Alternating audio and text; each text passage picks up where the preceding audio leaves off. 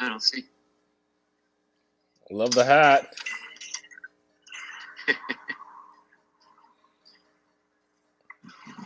Sorry I'm late, folks. It is 6:04. Ow. As we were trying to move a car, I slipped and smashed my nose and my face into it. Like, good thing it's foam. Ow. Yeah, that was car number 1. There was a foam piece, but so thankfully I was like, oh, this could have been worse. Show up to stand up. Hey guys, everyone. All right, it is Thursday, April 6th. Correct me if I'm wrong. 2017. This is William Newing. I'm with the Linwood, Washington WIKISPEED. Some like to say that it's the headquarters. Sure. Otherwise, welcome. Last week, our intern did a lot. They test fitted some of the wheels and tires, and we were able to get a backlog going for what we want to send to Chris Wallace. We also got some estimates going and inputted those data into Trello. It looks like Amtrak's probably the best. He also organized a buttload of the tools in the sockets here, so that was very, very awesome. We were able to actually get the NS6 out of the bay as well and move car number 7 into bay 2. That was interesting because that was kind of hard to move all the big giant things around. It's so different that one more person would just make that much difference. But yesterday, Gunnar and I, we blew through a whole bunch of backlog items. Let's go ahead and review what we did real quick. Yes. See, we moved car number 7. We worked on the pedal on that. We prototyped the spacers for the pedal, and it works perfectly. We also installed a smooth platform so that it doesn't allow the pedal to stick to the mesh of the tub where the pedal is staying. So it'd be fun to actually test that around and drive it around the lot and to see how well that works. That way it's more of a safe and test environment. We also talked to Chris Wallace about the tires to ship. If he's going to go with 16-inch, we may surprise him with something else instead that's even more fantastic. What else? Nope, that's it. That is all for us. Any blocks currently? Yes. We would like smoother surface outside of bay 3 and 4 and around to the back part of the shop, so we can move things around like the cars a lot more easier. Whereas right now they're getting stuck, and it's difficult even with 2, if not maybe 3 people. So we're looking into that, but a lot more of those things there's dependency on those things, such as trimming a lot of the vegetation back so it's not actually growing into the tree now. Some of the gutter and drainage issues will need to be cleared up as well also before we start attacking that one thing. So there's a lot of dependencies in that block. That is it for me, and I think we just lost Lauren. I hope you'll come back before then. Who would like to go next? How about Michael Lulchek? It looks like you're right next to my video, my face. Not a lot to report. I didn't get my CAD done any further than I had last week. My suspension hasn't progressed, but the cooling system on the open source DC controller has progressed. I've got some fittings that look like they're going to fit and they're going to work. That's about it for this past week. Planning for next week. Still hoping to do the CAD and further progress on the cooling system. No blocks, and that's about it for me. Mike Golchuk, Saskatoon, Canada. Very good, thank you. Lauren, you made it back just in time. Please take it away. Hi, I don't know if you'll be able to hear me. I'll start out with my block, which is hotel bandwidth. The past week, in spite of a lot of going on, I carried on with I reconciled the 2011 is a separate thing because it used a different account scheme for the category. So I put another on the not otherwise classified spreadsheet. I created another tab for 2011, different from the other ones. So it's moving along. I'm going to add in revenue, but what I haven't been able to do is commit it back to where everybody can see it on SourceForge because of bandwidth and issues. So I'm back in Canada tomorrow, and so I think there's pretty good bandwidth at hotel I'm staying. Tomorrow night, otherwise I'm in. So that's what probably send Joe something to sign. Close enough. And that's it for me. Thank you, Lauren. I think Bruce. Yeah, I might as well go. All right. Pretty quiet week for me too. I was looking at Geomagic and going through a lot of the files in Dropbox to try and familiarize myself with some of the designs and try and familiarize myself with Geomagic because it's new to me. So that's coming along slowly. I don't know if anybody's got a way to unblock me on that. If there are some good tutorials out there, that would be great. I did some work on suspension design of my own. I'm setting up just sort of a giant quarter scale paper model to play with, and taking some recommendations out of some old books and things like that, and just investigating, what might be done with it, some push rod type stuff and things like that.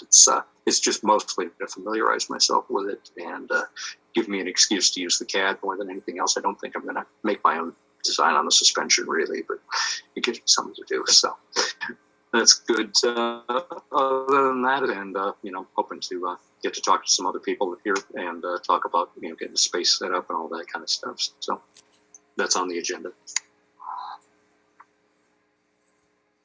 Thank you, Bruce. And for the record, where are you located? I'm in Tewksbury, Massachusetts. Very good. Thank you so much. And Chris Wallace, oh, there you go. You were frozen on my computer, so I just want to double check. You're also ready to go, I hope? I believe so. All right, take it away. So this is Chris Wallace. I'm the product owner of the Burleson, Texas, USA shop. Let's see. So last week, I got Stanley access to WordPress, or admin access. I guess I bumped his account up to admin so that he can. Then I also did a quick brain dump with him over Slack, so he could fix the layout on the join the team form to make all of the type-in fields in the same column, basically. Which he did take care of, by the way, and it was amazing. It was very quick and perfect, really. And it looks great. Oh yeah. And then I did some backlog revision on the website improvement backlog to try to get it in somewhat of an order that maybe would be engaging for everyone and would actually give the most value in the quickest possible time. And then I cleaned up the distributed team Trello board as a whole. There was a lot of stuff just in done that I ended up moving to an archive done column. There was a lot of kind of duplicates that were worded a little bit different that I created another column called either refactor or duplicate, so we can drop those in there and basically just try to clean up all of the columns that were there. And that's really about all I did last week. So some of my next week is going to be stuff that was on my list for last week. One, I did just write down. I need to check the local Amtrak pickup location address and that's closest to me, so that those wheels and tires can be shipped. I believe it's Fort Worth. That's probably right. That's the same thing that Greyhound, the closest location, was Fort Worth too, which isn't too bad. That's 25, 30 minutes from here tops. So I did not make it to the shop again, so I still have on the list that I'll be continuing shopping up. I do really need to get over there this week. The weekend's actually kind of full already, so we'll see how that works out. I need to edit the new team member email that was edited previous week. That's sent to the new member. I need to do the counterpart for that for the admin side. That basically includes a little more information about the new member, terms and services agreement, so that it's more like more like it was before, but also that it's basically a legal document, or we have a signed form basically. And then, I also want to get the something that we previously had briefly was I want to get the location of a new member into the subject of the email that's sent to the Google group. Which actually brings me to the next thing is I want to automate sending that new member email that comes in to the Google group also. And really, basically, once I have the template done or the email written, the rest of these steps should be fairly quickly. The location part, I'm not exactly sure how I'm going to do it yet with this plugin, but anyway, I think it should be possible fairly easily.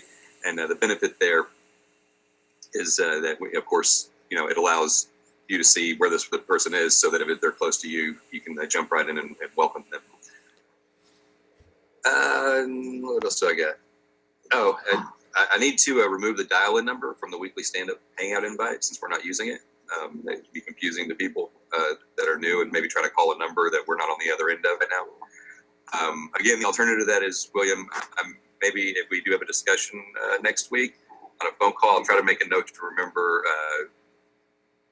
I can actually do a quick brain dump and show you how to get that number activated when you log in to do the recording, or we can work out I can do it on this end or something. But I can show you the procedure so we can figure out how to deal with it. And I also and I hope to do this early next week. If not, and that'll be based on Bruce's availability. But I want to have a little Q&A session with Bruce Connor on opening up a new WIKISPEED microfactory or shop. I don't know that I'm the best one to answer all those questions, but I do have some experience with it. So, and I don't think I have any WIKISPEED related blocks, so that wraps it up for me. Thank you very much, Chris. And that wraps up our stand-up. Way to go, team. That was, less than 15 minutes. It's actually 12 minutes and 43 seconds. Did we do retrospective? Not yet. We will do retrospects right now. And a quick thing before I forget, I did try the dial-in, doesn't work, and I think it's a good idea to have one. To have a dial-in? Okay, well, we'll bring that up. To have the dial-in number? Right. We'll bring that topic up in crosstalk. I had some comments of my own as well, and we'll brainstorm and figure out a method or way for that. I'll just move on to retrospective. My value to myself, which I just had a low blood sugar brain dump, I give myself a 7. I took some good time off to refresh and help usher our intern from remotely, which was amazing and awesome to see him flourish. I'd like to see more involvement perhaps from other places, but that's besides the point. For the team, I do want to give that a 9. Wow. Actually, you know what? Take the 9 away. I'm going to give it a 10. It was amazing. Newcomers coming in, the intern working solo. I mean, it was a lot of hard work, and it's all brand new. I can relate to those sensibilities and feelings. And given that all of us, we have our own personal lives to do, and yet we're still progressing along. This is fun. It's keeping that momentum going. It's amazing. I love it. I'm actually feeding off it, so thank you all very much. I want to give that a 10. My constant improvement, I actually don't have one this week. So we will come back to it, or we can bring in something from last time, which was the share something positive in crosstalk to motivate and uplift morale. We can recycle that one. That is it for me for my retrospective. shall we keep the chronological order? So I think, Michael, you're next. Okay. I'm going to give myself about a 6 and 9.5 for the team.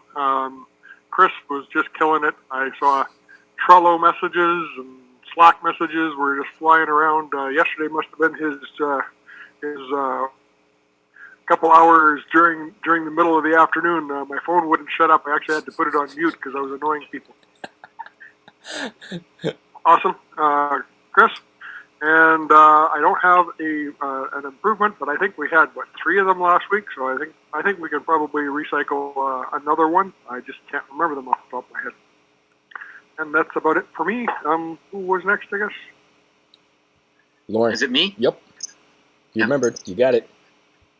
Just off a 6 for under the circumstances, and 10 for the team.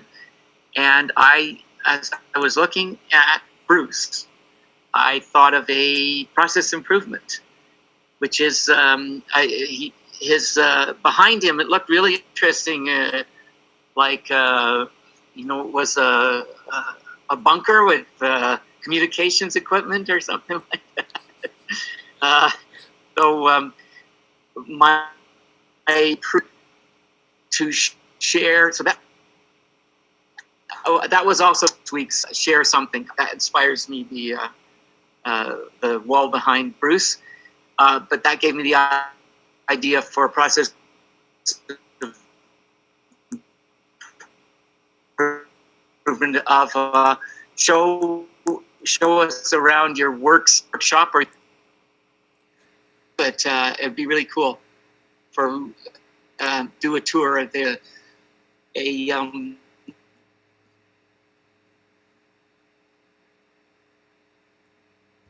feature in Make Magazine.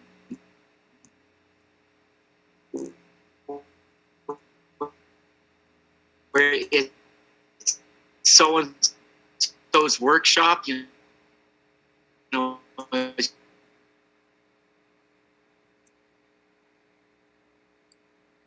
Lauren, we some of us turned off our video to help you with the bandwidth. I correct me if I'm wrong. I think we heard you say that a process improvement would be to show a video or show us on Crosstalk of each individual's workspace. Looks like.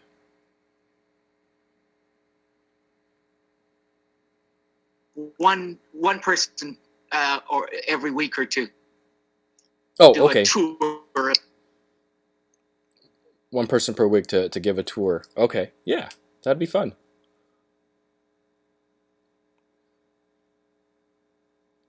Ooh, and maybe we can even Facebook it, because then there's that 3D Facebook interchange. We'll iterate from there. That I like that one, Lauren. Okay, thank you. And I think that brings us to Bruce. Unless do you still have more? I'm sorry, Lauren. Okay, Bruce, please take it away. Okay, yeah, there's a lot of audio there. Hopefully it was bad. Yeah, I'd give myself a 5 for this week. I've been just kind of bopping along, getting my library set up and making sure I understand the tools and reading some of the background material again, just to get familiar with sort of the trajectory of WIKISPEED in general, because I've been away for a while. So, and watching the activity, oh my gosh, a 10 for the team, absolutely. The Trello stuff is great. Chris has been doing amazing work with that. We've got new people coming in. It looks like there's a big uptick in activity, and all the things I'm seeing out of WIKISPEED there in Washington is amazing. So yeah, you guys rock. So yeah, keep it going. Glad my background here is inspirational. This is just a bunch of old ham radio junk, really. But, there it is. I wouldn't show you my garage at this point. It's pretty trashed, so it'll be a while before I'm sharing my workspace. Yes, I was hoping it was an old ham radio.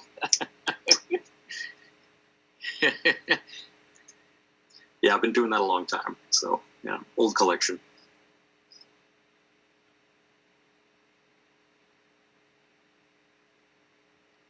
Thank you very much, Bruce. Did you have a process improvement by any chance? Actually, I kind of like your suggestion, so I don't have anything to amplify on that. I think just sharing something uplifting and good. I like that one. Okay, thank you very much. I saw what you did there. Amplify, ham radio. Chris, I believe it is you. Please take it away. All right. I'm going to go maybe a good solid 8 for me. I think I still got plenty done, but I did slow down from last week. I tried to base my actual sprint on just last week alone. It's not a great idea. Probably should have taken the last 3 weeks into account to build a trend that would be simple. And I'm going to go with a good 9 for the team. I think everybody's still doing an awesome job. The process right now is awesome because we're actually every week doing true process improvements. The process of onboarding new members, and it's iterating beautifully. The new members are involved in iterating the process, so that's working great all around. In fact, I think I may just bump it up to a 10 because of that. The only reason I had it at 9 is because I am actually a part of the team too, and I didn't think so. I did deduct a point from the whole team for me. Anyway, so I already like the other process improvements suggested on the call better than this one, but I'm going to bring this one back up in a different form because within the last couple of them had come up a few times. So I'm going to say a single page flyer that basically just says who is WIKISPEED, or maybe what is WIKISPEED. That can be iterated. It has a short link on it, or code. To hang up at like local, the idea to hang up at local schools, maker spaces, maker fairs, anywhere that new members might come from and be interested. With the idea that the what's being hung up just has very little information, and then just gets them to a web page that can be updated frequently. There could even be different web pages for different purposes. So, but yeah, so the single page flyer would just a couple of, something a little intriguing. Somebody might punch in to just check it out real quick. Have we got a QR code on the website anywhere? Like, I've had occasion where I've had my phone with me and just be able to hold that up and say, here, scan that, and it'll take you to the website. Not that I know of. In fact, if one of my thoughts on this was that if this actually becomes something that we would be doing this week, that we'll have to figure out, we'll have to look up a QR code generator, because as far as I know, we have not used QR codes previously. And I'll actually admit that I don't know how to use my phone to scan the QR code. The barcode scanner will scan QR code.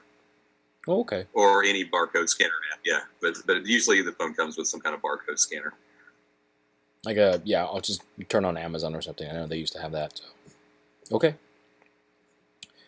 All right, sounds good. I think that wraps up for retro, other than the voting portion, which I believe we have 3. One being share a positive experience in crosstalk. 2 being, I believe that was from Lauren, which is give a tour of your workspace. 1 person per week. And then last one is from Chris, the 1-pager, informative sharing experience about WIKISPEED and who we are and what we do and why. Maybe not in that order, but well, something snazzy, and I actually like that. I think that'll really help us with scaling, especially with striking while the iron's hot. I mean, we're getting a lot of people onboarded and involvement. That'll help us really fine-tune this onboarding process as well. But that's just me and the shameless supporting that process improvement. So does anyone have any questions about what they're going to vote for and know what they're going to vote for? All right, that's verbally vote in 3, 2, 1.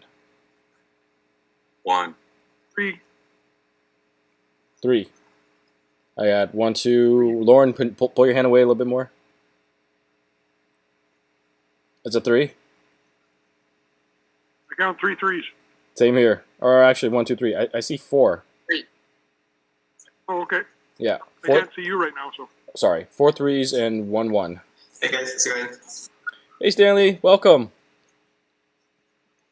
You made it just in time for our retro. We just voted on our process improvement. Would you like to give a little bit of your stand-up of what you completed and what you're looking forward to do next week, and if there are any blocks that we can help you with?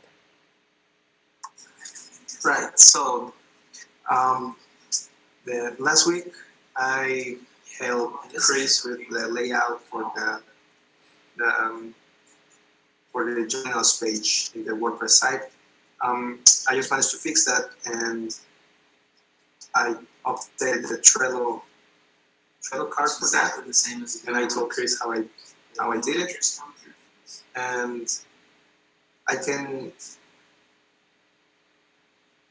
that so that's before. Right now, I should say what I want to accomplish. What you want to accomplish next? What you want to accomplish next week? Yes. So I think I can work on the map for displaying the members, especially before. But that would start working like in an email that is sent to every member. The member will choose their location, and then I will store it somehow, so I can do the map. I can work on that. But if there's something more important, something that has more priority than that, performance issues of the site, or I don't know if there's something else I can help with. Very good questions. I think the Trello have been updated by the product owner currently. I believe it's Chris Wallace on that website portion. That is not necessarily the distributed team. Although if you would like to take it, I'm not going to oppose. But I know he's only taking this one on right now, and I'm really grateful. And I think we all are that he's going to take on the product owner of the website enhancements. So that is what the next item I would suggest that would be. If there's any blocks in that, feel free to reach out to him or any rest of us, and we will help and remove those as best as possible. I see that you're still at work. Thank you so much for jumping on the call. Yes. While you're still at work. I saw that email. We were just finishing up moving some cars at the shop, and so as soon as I got back in, I realized I was a little bit late. So I apologize for that, but I shot you back a quick reply via email. And thank you again for reaching out and letting us know. Yeah. I just managed to connect with us. We just finished a big release, so. Yeah. Congratulations! Yes, releases are big, and we do know what that's like when the next day is shipping, and you got a class to teach, or you got products to sell, and you're like, what do? We got to make sure this is good. Okay. Do you have time for a little bit of retrospect, a 1 to 10 of what you grade yourself or give yourself in terms of your involvement and what you've done, and then 1 to 10 of how you feel the team has completed in grading, and if there's a process improvement. Although we did already vote on a process improvement. My apologies. So can you remind me how to do that? It's points for me and points for my team, right? Correct. So 1 to 10 and how you feel in your role and your involvement of in WIKISPEED. 1 being you made it to stand up. 10 being you put in a lot of work, you felt really good, there was communication, you did the best to your knowledge, and then in between. And then 1 to 10 for the team, 1 being where's the team, what happened, no, everyone went on vacation or somebody's doing nothing. Or 10 meaning the team's really moving together, getting the process improvement going, and people are being onboarded, we're just firing on all cylinders. Okay, so I will give myself 8. Because I got the job done, and maybe I could make the code. I can move that code to different ways, more organized. So that's what I give myself at 10. So I might be able to move that code later. And to my team, I give it 10. It was really helpful, giving me all the information I needed and all the access I needed to start working on that. And he even suggested moving my code so it can be more organized. And we already skipped the improvement process, the process improvement thing, so that's it, right? Excellent. Thank you, Stanley. I think the process improvement that we all agreed and voted on was, I think it was 4 votes to have a one page, almost either like a printout or a flyer that we can send to people or share with people or post around either people's schools, colleges, or work, and showcase and explain what WIKISPEED does and what we do. I think the reason for that is because we like how much we are progressing in terms of getting more newcomers and scaling. We're also loving the feedback from newcomers about what we are accomplishing and how we can do better in terms of the onboarding. So that is currently what we have. I believe that concludes our stand-up and retrospective along with our vote. And Lauren, in case I don't do it again, updating our process improvement, thank you very much. Please continue to pick up my slack. I appreciate that. That brings us to crosstalk. The first item of the crosstalk, other than if anybody has anything pressing before they leave, please bring it up. Okay, I think the next thing was, I just had it. It was about if somebody has, there to remind me, the call. Yes, the call-in number. That's right. I think the call-in number is useful for when the Google Hangouts video portion is down. In the last year already, it has been down, I think, twice, if not more, to my knowledge. And that call-in number actually worked out and saved our butts just to dial in and have stand-up. Perhaps, I think, Chris, correct me if I'm wrong, I think you're proposing that we either take away the number or maybe minimize the number so it's not so apparent, or perhaps explain what that number is specifically so it doesn't confuse people. Because right now the issue, the block, is that it confuses people whether or not to click on the link to join the video call or to dial in the phone number from their phone, and then people don't know whether or not to use their devices to either call or join the video call. Is that correct, Chris? Yeah. Hey, Stella, can I ask you to mute your microphone real quick? It's causing a lot of jitter on the other feeds coming through. Yeah, sorry about that. I forgot. Okay, yeah. So that number is an Uber conference number, and it sounds like in the past when y'all have used it to call in, and that would actually work if everybody had dialed into that. You should be able to hear each other at any time.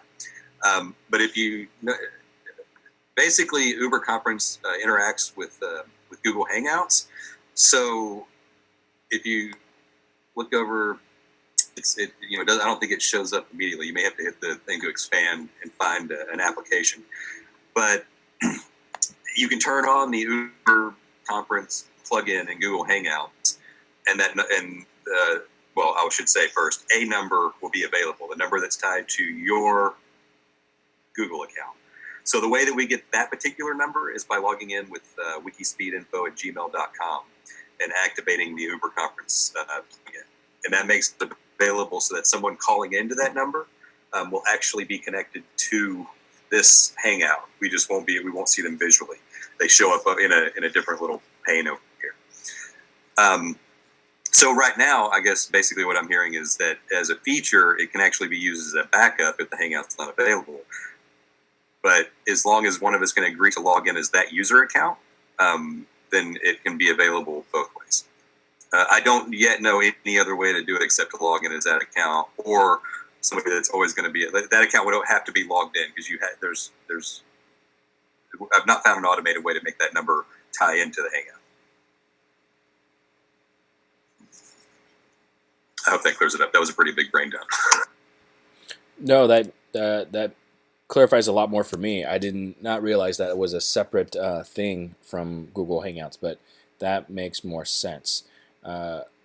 So I'm not entirely understanding then if we deactivate that phone number, do we have a backup in terms of calling in? Do we have something else that we can utilize as a backup when Hangouts goes down? Yeah, I mean, it would still be there. That's the point, is that the number is always there, I guess, because you all used it. I didn't actually know it worked that way, but the number is always there, and if everybody dialed into the number, you would have just a normal voice conference or a voice bridge. something like we had a couple of years ago. In order to tie it into the Hangout so that everyone can talk to each other, there's steps that have to be taken, and it's basically a few clicks. The real thing is as wikispeedinfo@gmail.com for that particular number and pin, or, well, actually, I won't even go to the other options, because that's anything else just gets confusing and requires more maintenance of documents.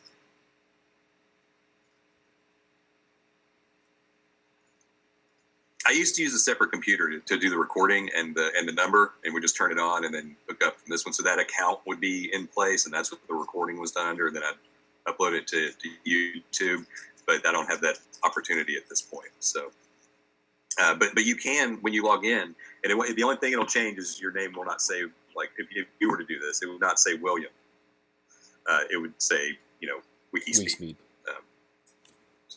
Okay. Okay.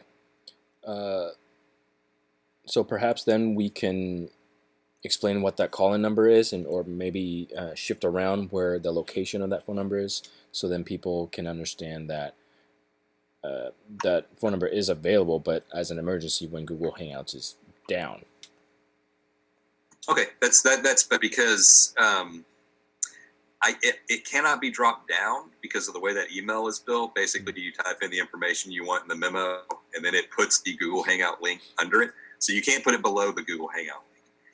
But we definitely can put a note there to explain what the current limitations of it are.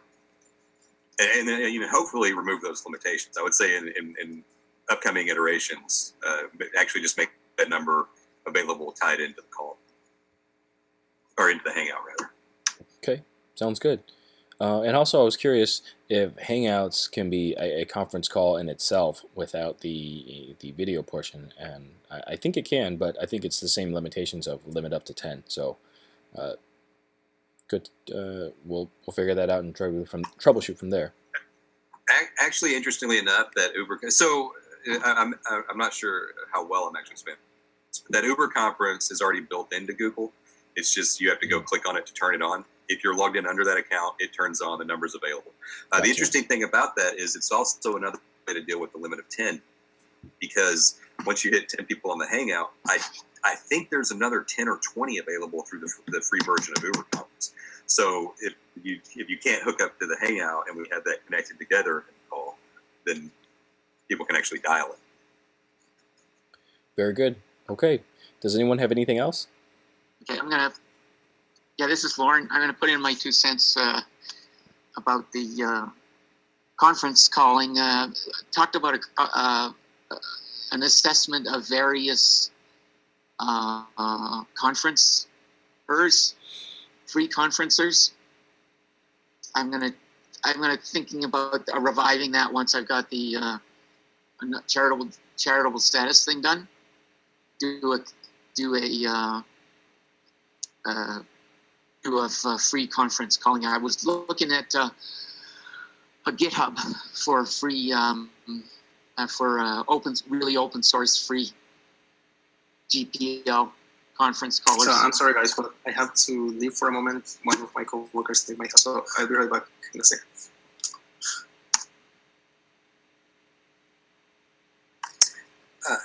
Hey Lauren, so if you're looking for open source, I can maybe save you some time. Not that I would want to stop you from actually finding something I don't know about. But as far as... Or you told me about one and I looked it up. So there's 2, I would say, if you want to do reviews and compare. There's, I believe it's called. It's kind of hard to find the latest version because it used to be hosted by like a Apache, and then it's still out there and being developed. It seems more like a viable solution for actual video conferencing and what we'd be trying to do. But one that I think is more actively developed now and possibly more stable is called Big Blue Button, and it's designed for like online classroom type stuff. So it seems to be set up a little more for one way, but that I don't know, because I have set up open meetings, but I've never set up Big Blue Button. But I'm saying if you want somewhere to start, those would, as far as open source goes, not just free but open source, those would be the two to look at and start comparing features.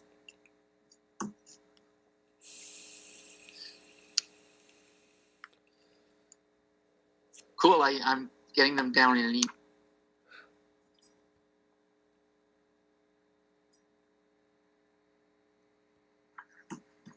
Open source software is one of my other hobbies. I've never actually had a reason. I've never actually had a reason to use any of that, but I have set it up before just for fun. It's fun, especially playing with like the Android software. Like making some time to do that is like it's like painting for me. I think. Relaxing, figuring out what to do. What's wrong? Excellent. Thank you, Lauren, for sharing. And does anyone else have anything want to discuss? Backlogs, anything that need to be refined? Well, I have a couple things I wanted to discuss with Stanley, so we'll see. I may go offline with him on that. Just about he was asking what he wanted for next week, what he should work on. And actually, I will say this, even though it's not on the line, I love the things that he mentioned, because as of right now, the website improvement backlog is in value order, or at least I would call it critical order. It's what needs to happen first, and there's a lot of and he actually just mentioned them all in the perfect order, not only the order that it's listed in, but which one I think that he knew he could do the best job at. So I will follow up with him. I think the best thing would be to work on Google Maps, because I think the other stuff that's above that, I can knock that out easily myself this week, and I cannot knock out the Google Maps concept easily, probably in a matter of months. So, and again, I'll talk with him offline about that, or here in a minute. I believe I was having trouble with bandwidth earlier, but I believe Bruce was asking about geometric tutorials. Okay, so I don't know. It's been so long since I actually have an associate, and I found geometrics somewhat frustrating. I don't know. It didn't feel intuitive, and I don't. I do read a lot of manuals, but I usually try to figure things out first. And it seems like I did look up and find a series of some sort of instructional documents, but it's been so long now I just don't remember. Okay. So the reason I was even bringing that up is, if you find something, please share it with the team, because I need to get into GeoMagick and learn it too. Okay. And maybe along the way we can both support each other on finding features and neat little tricks and what we need to do.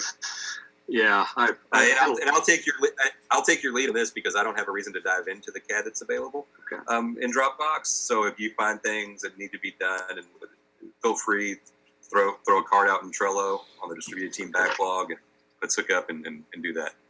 Yeah, I found a lot of great stuff for Fusion 360 and very little for GeoMagick, so I was sort of surprised. Right. Maybe that GeoMagick as a paid product, that all their support documents may require a user account to access, which I believe it used to work a little different. We used to have a username and password back when it was a Libre, I think was the name of the product, before 3D Design bought it. But I believe that we can access. We have an account on their page. We may have to follow up on that and figure out, because I think the only information I know is the actual license for the software. I don't think I actually know the login to their website. Yeah, I mean, I'm just looking for YouTubes and stuff. So. Oh, right. Yeah, well, it's not the most popular CAD package, right? I mean, it's but that said, it's an incredibly popular CAD package for people that are doing 3D printing, because 3D Systems bought them as their CAD package. Yep. So it definitely has a viable area. Okay, I'll add a note this week that I may, if I'm feeling froggy, as they say, I may Google and look at their page and try to figure out if there's any good tutorials.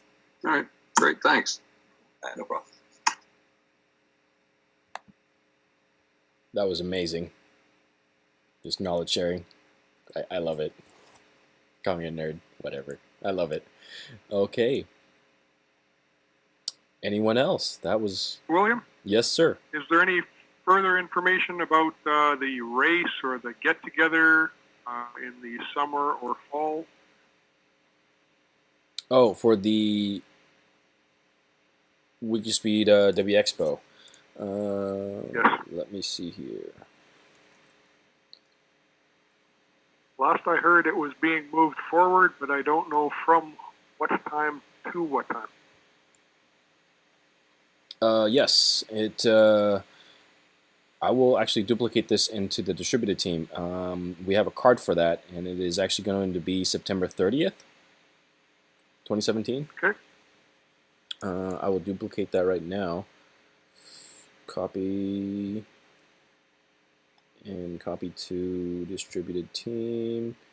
How about the main backlog position 1? Sure. Yeah, it's perfect. Okay. A lot of to-do items, but also a lot of information. I think Joe helped create this, or he did it, or I did. Nope, I did. It's got my tag all over it, so I'm gonna say no, I did. Yeah, I made it. I don't quite remember it, but I did. I created it somehow from information somewhere. So that answers that question. Thank you, Michael. It's going to be September 30th. It's going to be here in Seattle. Also, I think it happens to be around Joe's birthday, so that will be exciting. I'm hoping that we will have it at either Evergreen Speedway or Pacific Raceway. Either one we've both been at. What was the question, Michael? It's not so much a question as a statement. I need a target in order to get things done. Okay. So what I'm trying to do is I'm going to try and get the WIKISPEED car that I'm building done for that time. And whether I can transport it down to your location or not is a very large question mark. But it gives me a target. Okay. So now I have a calendar date to shoot for anyway. Yes. Yes, bring all the WIKISPEED cars. That would be great. We should dominate that track with WIKISPEED cars and testing.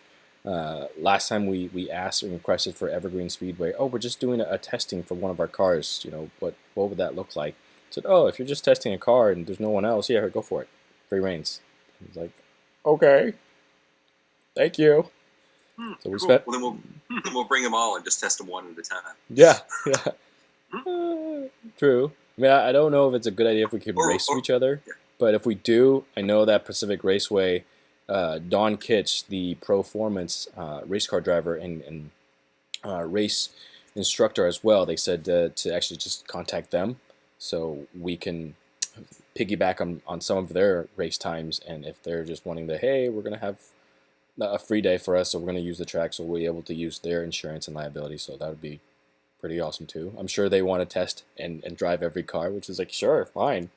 Whoever's a prognoser of that, go ahead and ride shotgun. Make sure to bring a helmet. That was a little scary without one at the first, but I'm safe, obviously. So, yeah. Good plans, good questions. Anything else? Going once. So Lauren, I heard that you have a new document, but you're having trouble sharing it. So sometime in the next week or so.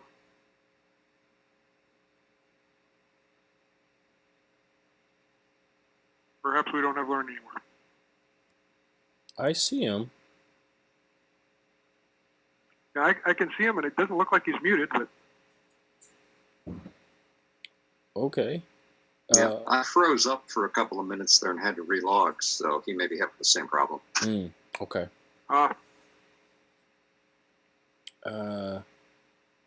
I want to ask about materials, and has anybody, recently purchased aluminum tubing and things like that? I'm trying to figure out whether the local prices around here are reasonable or ridiculous and things like that. So I don't know. Do we have anybody else out on the East Coast that you know of? Rob Moorbacher? Yeah, he's in Maryland. Maryland. Maryland. Yeah, he's in Maryland. I don't remember the exact name of the town. Yeah, that's a pretty good hike from here. I'm north. Austin.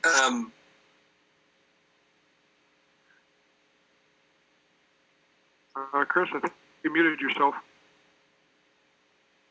You are correct. Thank you. I do have, I believe, on the I think it's on the Burleson board. But I have a list of the materials. For building the chest. Saw your BOM. I wasn't sure when that was current though. That last year, and it seems like okay. I mean, it seems definitely have increased since the first WIKISPEED car was built on aluminum. So like the OSE, the open source ecology page WIKISPEED car is estimated a little low because that's what was available at the time. The first vendor I went with here was they're like a franchise of somewhere else, and they clearly just shipped it in.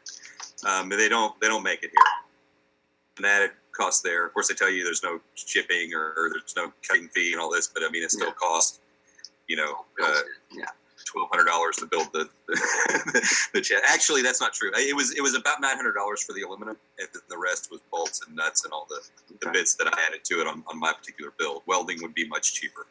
But what I found the last time I tried to order aluminum for, I think it was the steering column mount. I needed, small, not the same size tubing we're using for the chassis. Obviously, it was like 2 inch, 1 3/4 inch.